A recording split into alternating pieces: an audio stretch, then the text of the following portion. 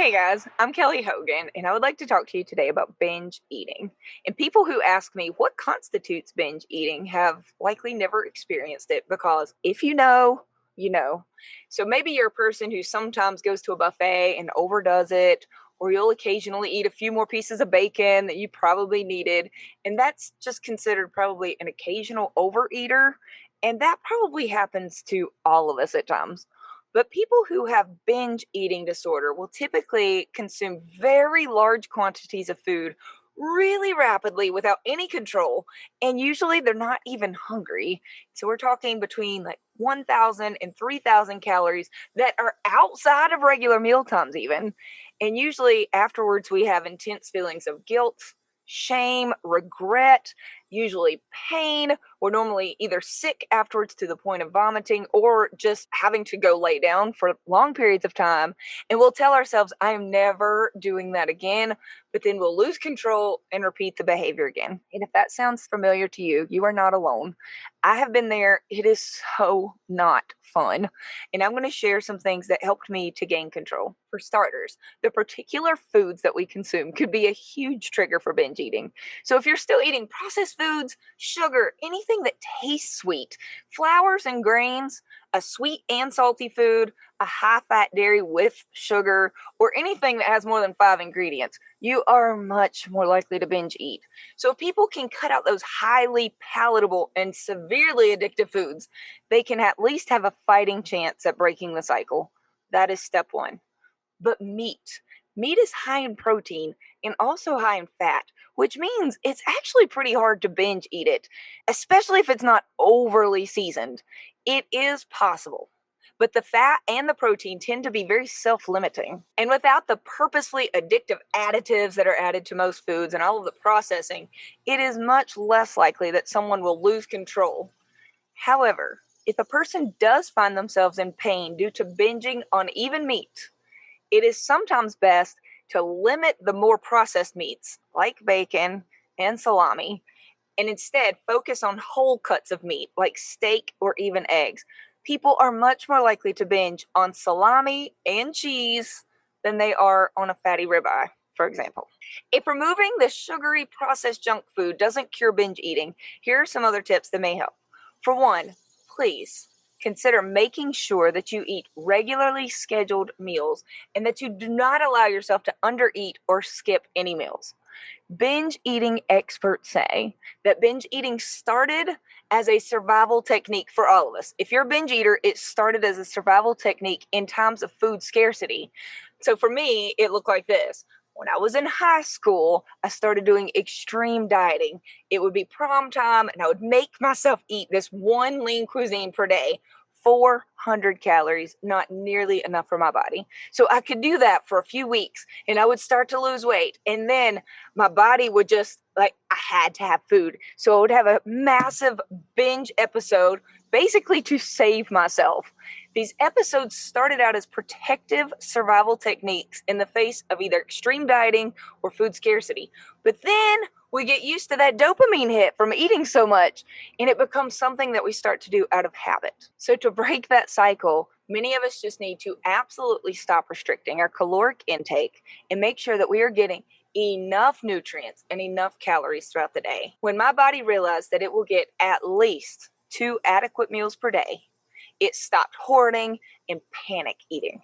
Just the self-reassurance that I will eat again soon, that I will not make myself go hungry, was such a helpful thought to stopping a binge. Some people, I know they do just fine with fasting, but someone with a history of binge eating like myself will find fasting to be a huge trigger. And a binge eater will consume large amounts of calories and feel so ashamed that then they'll promise themselves, I will not eat again for 24 hours.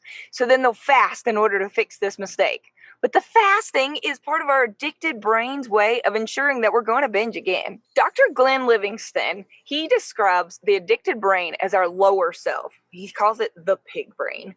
And he says that this is not really us. It's not our true and highest self, but it's the voice of addiction and self-sabotage.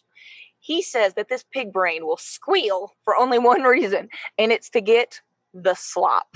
In other words, every craving and every lie that the voice of addiction tells us is simply to get us to give in to that addiction, and that it has nothing to do with our well-being or our truest desires in life. The pig brain is not us, not the real us, and it does not represent what we truly want in life. Dr. Livingston, along with the binge eating expert Catherine Hansen, both say that stopping that cycle before it repeats is imperative. So, no skipping meals or punishing yourself with days of fasting. That might work for a non binge eater, but it does not work for those of us who started these habits due to restricting in the first place. It's all one cycle: the restricting, the binging, the self-blame, restricting again, binging, self-blame. If the pig brain can get you to skip a day of eating, it knows you're just going to binge again. So stop the cycle. Wake up. Have some breakfast if you want breakfast. Have eggs, bacon, steak. Have some butter. Allow your body to feel nourished. Eat mindfully and slowly. Take a moment. Be grateful for the food.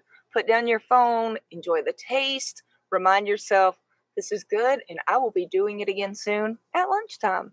Say to yourself, there is no need to worry. I will eat again soon. And when the next meal comes, allow yourself to get satisfied again. And this may be hard for you to feel at first, especially if you have restricted calories for a long time. But try to allow your body to get enough and to feel fed. For many of us, that may take 4 burger patties or a pound of steak. I find that when I was eating carbs, I could eat and eat and eat and eat, but with meat, 1 pound of steak or a pound of burger patties usually allows me to feel satiated and ready to do something other than obsess about food. You may need more than that. You may need less than that. And then at dinner, I just do that again. And by giving myself 2 to 3 meals every day and mindfully eating them with a spirit of gratitude and a constant knowledge that I will eat again soon, the urges to binge have become less frequent and have even faded away. And remember that hunger and restriction are the primary drivers of this disorder, so giving yourself enough meat every day is really important. Another thing that people find helpful is learning how to calm their brain. So, craving for sugar or a desire to binge eat can feel like your brain is on fire or like it's lit up like a Christmas tree. So, spending a few times throughout the day in slow breathing, visualization, meditation, prayer, it can help us learn to settle down a fiery brain in difficult moments. But please don't wait until the fire is blazing. Be proactive about it. So some things that I've found helpful is throughout the day. So maybe even while you're peeing or while you're making the bed or some other thing that you already do throughout the day, breathe in slowly, hold the breath, exhale slowly, hold the breath. So breathe in for 4, hold it for 4, exhale for 4, and hold for 4 again. This is called box breathing, and you can find times throughout the day to deeply breathe and count. And it may seem lame, but this will actually regulate blood pressure. It can slow down your heart rate. It can slow down the release of cortisol, stimulate your lymphatic system, which is great for your immune system, and improve digestion. And I've also found that doing this throughout the day means it less likely that I will have leg cramps at night because it improves oxygen flow. And it stimulates your parasympathetic system, which turns off that fight or flight syndrome, the response, and helps our brains to feel calm and in control, even in difficult moments. Another technique, making yourself smile. Even if you are faking it, and I know we all hate faking it, but smile and just make yourself list a few things you're grateful for. It will likely feel very stupid at first, but just try it. Even tiny things like, I am grateful for this pillow. I'm grateful for this hat that is hiding the fact that I haven't washed my hair in a week. I'm grateful for my husband that grills meat. I'm grateful for my kids who like to eat the meat. Just smile and name a few things. And the act of gratitude actually has some very similar health benefits to the box breathing. Bonus points if you're smiling and expressing gratitude while out in the sun, while you're barefoot in the grass, while using a red light if you have one, while listening to calming music or taking a cold shower or eating butter, because all of those things can also help to stop a binge episode in its tracks. Catherine Hansen wrote the book Brain Over Binge, and she also says that this piggy, lizardy voice of addiction and sabotage is truly just neurological junk. Throw it out.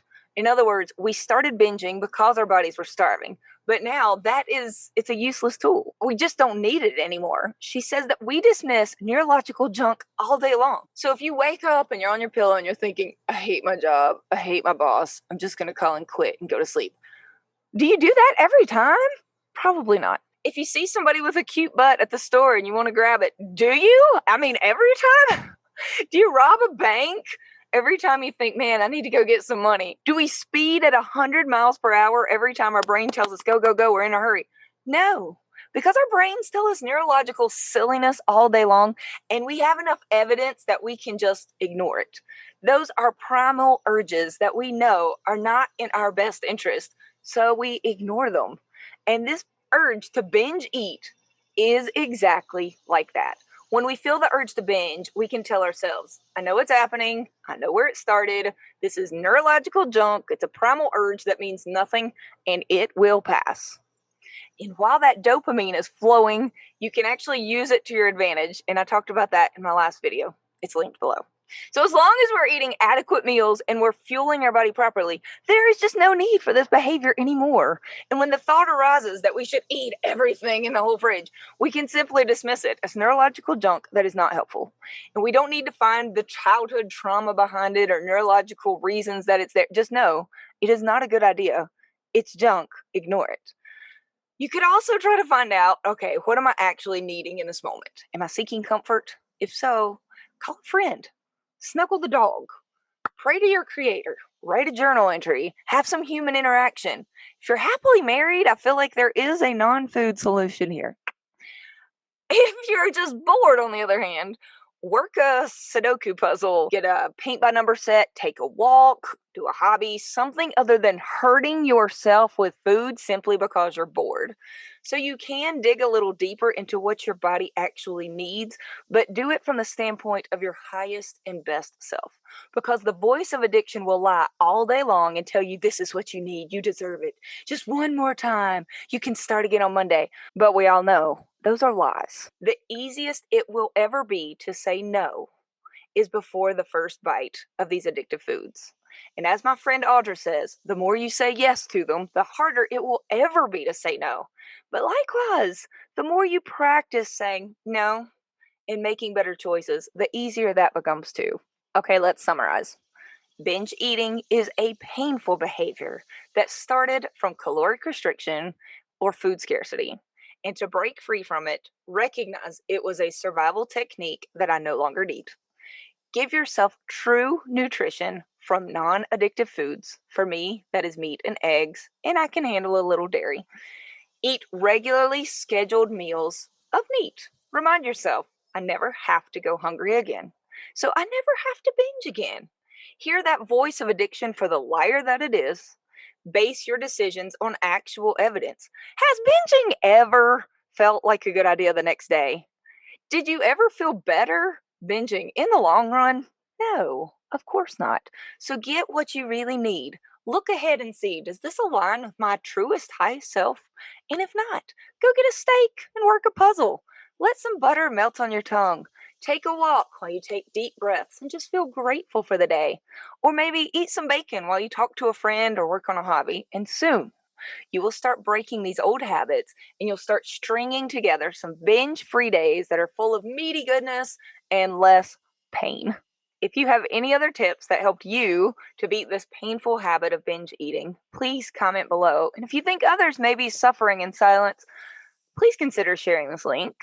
This is a cage that holds millions of people captive in shame and pain. And let's help each other break free. And as always, eat the meat. Save the humans.